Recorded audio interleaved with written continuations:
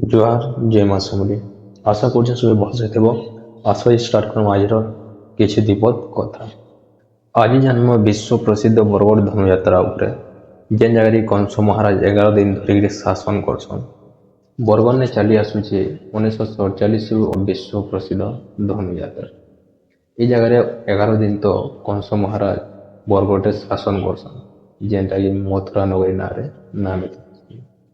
ବରଗଡ଼ ହେସି ମଥୁରା ନଗରୀ, ଆମ୍ପାଲି ହେସି କୋପପୁର আর ଜିରା ନଦୀ ହେସି ଯମୁନା ନଦୀ। ଯେନ୍ ଜାଗାରେ କି 11 ଦିନ ଧରିକିରି ବିଶ୍ୱ ପ୍ରସିଦ୍ଧ ଧନୁଯାତ୍ରା ହେସି আর ବରଗଡ଼ର ମଚାନ ଦୁଲିଥିସି। 24 ତାରିଖନୁ ଜାନୁଆରୀ 3 ତକ ହେବା ବରଗଡ଼ ବିଶ୍ୱ ପ୍ରସିଦ୍ଧ ଧନୁଯାତ୍ରା। ଏଇଥର ହେଉଛି 78ତମ ଧନୁଯାତ୍ରା, ଯେନ୍ଟାକି ବିଶ୍ୱ ପ୍ରସିଦ୍ଧ ଧନୁଯାତ୍ରା ବରଗଡ଼। ଶ୍ରୀ ଗୋପାଳ ସାହୁ ଆଜ୍ଞା 23 ବର୍ଷ ତକ ଧରିକରି କଂସ ଭୂମିକାରେ ଥିଲେ।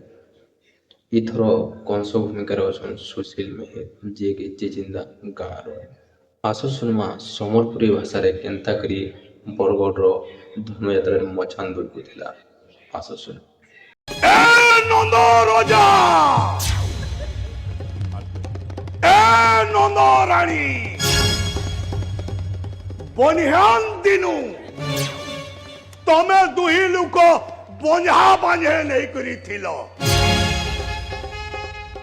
আজ বঞ্ঝা ঘরে পুয় হয়েছে, হেটা ফের এক কোষ রাজার শত্রু বুয়ার পরে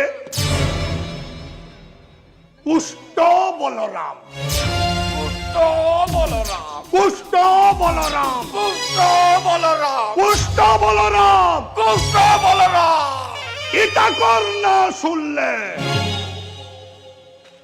মোর মুড ভিতরটা গুলমাল হয়ে যাচ্ছে। এটা সে কংস রাজায় যার না শুনলে ভূত পেতেন টোড়ে নুলুর। এটা সে কংস রাজায় যার না শুনলে ଗାଈଦାମୁର ଚୋରା ଲେଖା ହଉଥିଲେ। এই ଜାଗାରେ ଯେତେ ବି କଳାକାର ଚୟନ ହେଇଥିସନ୍, ସେମାନେ ଜୀବନ୍ତ ଆକାରରେ ସବୁ ପ୍ରଭୁର ଉଦାହରଣ ଭଳିଆ କଳାକେ ପ୍ରଦର୍ଶନ କରସନ୍।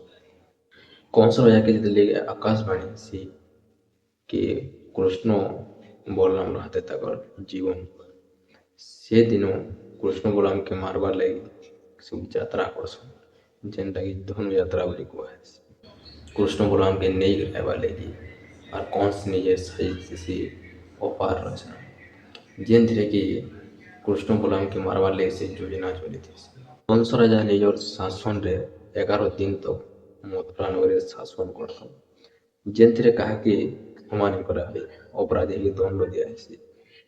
ତାକର ଦଣ୍ଡରୁ ଦିନେ ବିଜୁ ବାବୁକେ ବି ଦଣ୍ଡିତ କରାହେଇଥିଲା। ହାତୀଟା ବୁଲି ବୁଲି କରି ସବୁଆଡ଼େ ଦେଖଭାଲ କରସନ୍, ନିଜର ରାଜ୍ୟର ଶାସନକେ ନିଜେ ଚଲାସନ୍। ଇ ଭଳିଆ ଦୃଶ୍ୟ ଦେଖବାର୍ ଲାଗି ମିଲ୍ସି ବରଗଡ଼ ଧନୁଯାତ୍ରାରେ। ବରଗଡ଼ ଧନୁଯାତ୍ରାକେ ବିଶ୍ୱ ଖୋଲା ରଙ୍ଗମଞ୍ଚ ନାଁ ବୋଲିକି କୁହାହେସି, ଯେନ୍ ଜାଗାକି ଦେଶରୁ ଦେଶ ବାହାରୁ ବି ଦର୍ଶକମାନେ ଦେଖି ଆସନ୍। ଇ ଜାଗାରେ ଯେତେବେଳେ କଂସ ରାଜା ଚାଲି ଯାଉଥିବେ, ମଚାନ ଦୁଲକି ଯାଉଥିସି, ସତେ ଯେନ୍ତା ଲାଗ୍ସି ଦ୍ୱାପର ଯୁଗରେ ପଲେଇ ଆଇନି। କଂସ ରାଜାର ଗୋଟେ ଗୋଟେ ଡାଇଲଗ୍ରେ କଲଜା ହଲି ଯାଉଥିସି। ସତେ ଲାଗ୍ସି 11 ଦିନ ଲାଗି ବରଗଡ଼ ମଥୁରା ପାଲଟି ଯାଇଛି আর କଂସ ରାଜାର ଶାସନରେ ଚଳୁଛି। ବରଗଡ଼ ଧନୁଯାତ୍ରାରେ ବିଭିନ୍ନ ପ୍ରକାର କଳାକାରମାନଙ୍କୁ ଡାକିକିରି ମଚାନ ଉପରକେ ସମ୍ମାନିତ କରାଯାଏସି।